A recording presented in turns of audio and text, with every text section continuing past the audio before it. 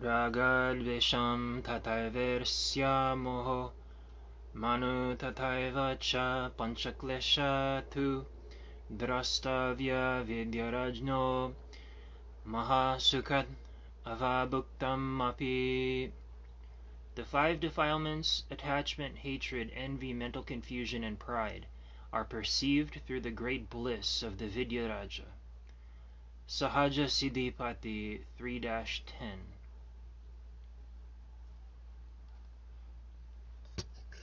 In Vajrayana, instead of trying to get rid of desire, anger, pride, envy, afflicted emotions that arise out of the main poison, delusion, dullness, ignorance of the true nature of reality, instead of trying to get rid of those by avoiding them, instead of trying to provide antidotes to those, for example, in the antidote to hatred would be, compassion or love.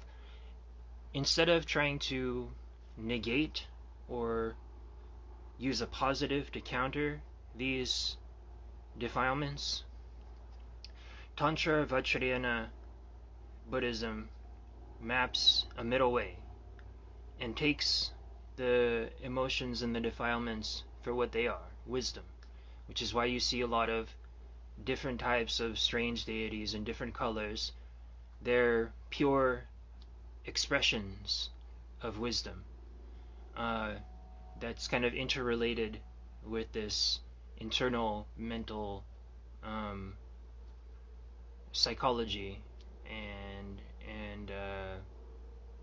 almost like therapy that Vajrayana has as a part of its system. As you express, your own emotions towards others, and as you ruminate them in your own mind, they present you an opportunity for wisdom when they arise. So instead of trying to get rid of them or counterbalance them with something else, what you can do is look directly, take that moment, stop the mind, stop the karmas, and look directly into their pure nature, into their luminous nature, into their empty nature, into their magic display nature, their illusory nature. And in that interaction, they'll become wisdoms. So I'm going to read for you a method by Guru Rinpoche. You might be asking, how do I do this? Because, I'm stuck on my defilements. They control me, they overwhelm me. How do I look into their pure nature? Guru Rinpoche provides a method here. The main thing is not to allow them to lead you around. Hold them, analyze them, view them from a kind of spaciousness of your mind, see their real quality, and allow them to kind of float in the ethers. So here's what Guru Rinpoche says. Secondly, for enhancing newly arisen experience and realization, there is enhancement through disturbing emotions and enhancement through conceptual thinking. For the first, there isn't anyone who doesn't have disturbing emotions. But if you stray into solid grasping, the emotions will not become part of the path. You must recognize them and utilize them as the path.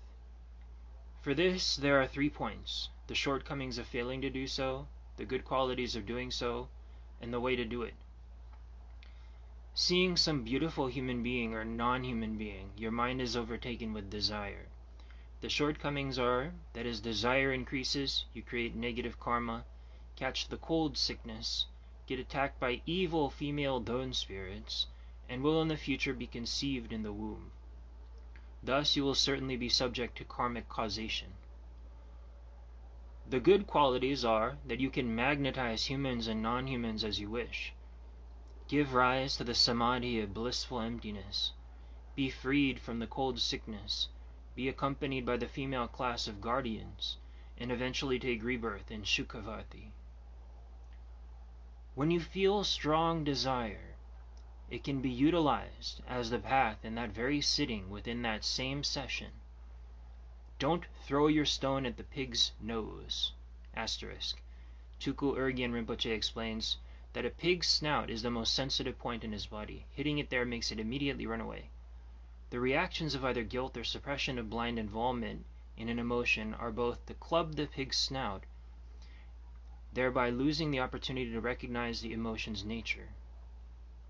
Continuing. Clean the butter lamp while it's still warm. Kill your enemy when you catch him. First, let desire grow to its full strength.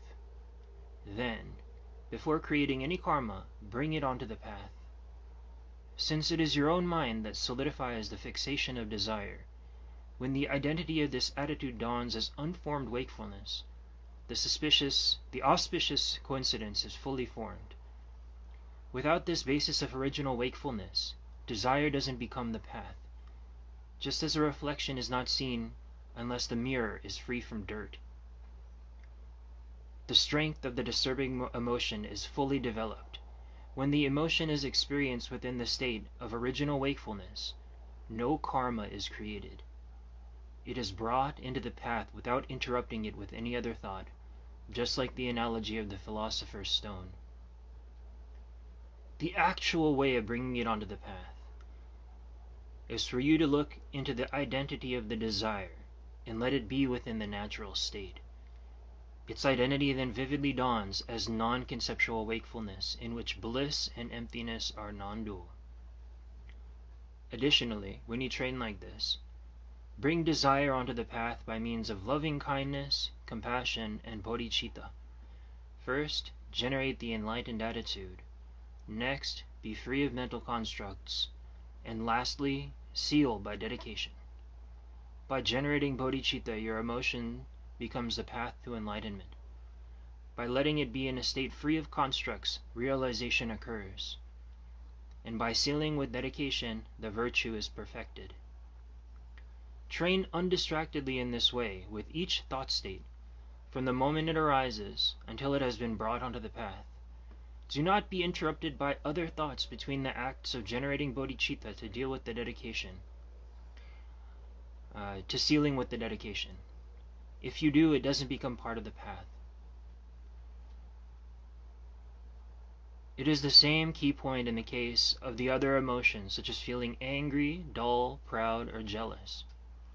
Bring them undistractedly onto the path. Then allow the identity to dawn as original wakefulness. Let them develop to full strength without creating any karmic actions. Padmasambhava, the treasury of precious jewels to dispel hindrances.